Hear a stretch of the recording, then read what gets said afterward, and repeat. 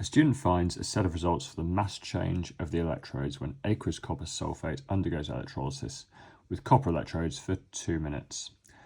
In these results here, the current is increasing in every experiment, and we can see the mass of electrode A is increasing and the mass of electrode B is decreasing ever more greatly with the increased current.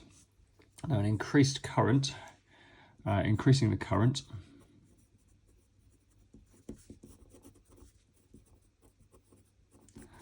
increases the rate of flow in the wires, that is, of electrons.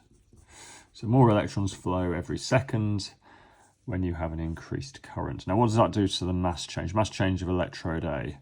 So electrode A here, let's have a look at this. Electrode A, it's increasing mass with increasing current, and it's roughly 0.3, isn't it? 0.25 amps, roughly 0.6 for 0.5 amps. So as the current doubles here, so does the mass change.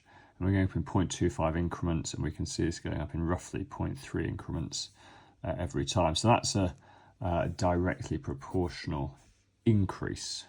Okay, so electrode A, we've got a directly proportional increase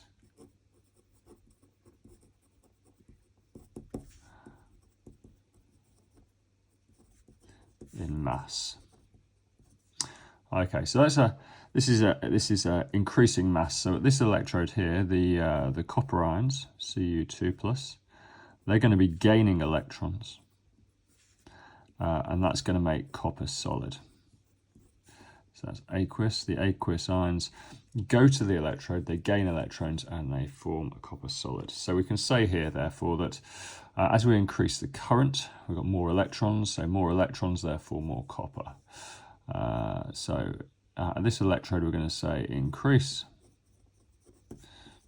current means more electrons,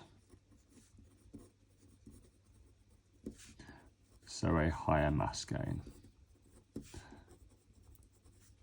Double the current, double the mass of copper, hence the directly proportional relationship. Now, electrode B, we've got the same but in opposite, I should imagine. Let's have a quick look and check it. Electrode B, I've got a 0.3 gram mass loss for 0.25 amps, and then we could double it, and it's roughly 0.6. We've got 0.25 again, it's 0.9. 1, it's 1.2 again, it's a 0.3 gram loss each time. Okay, so we've got an directly proportional loss in mass. Directly proportional loss in mass. Okay, let's have a look at a half equation here. We've got copper solid, so the electrode is copper solid, but it's losing mass, so it's turning to copper 2+ aqueous. It's going into solution, and that's giving off 2 electrons. Those electrons then going off around the circuit, of course, to the other electrode.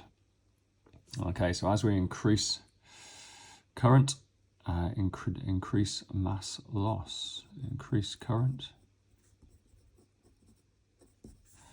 equals increased mass loss, increased mass loss.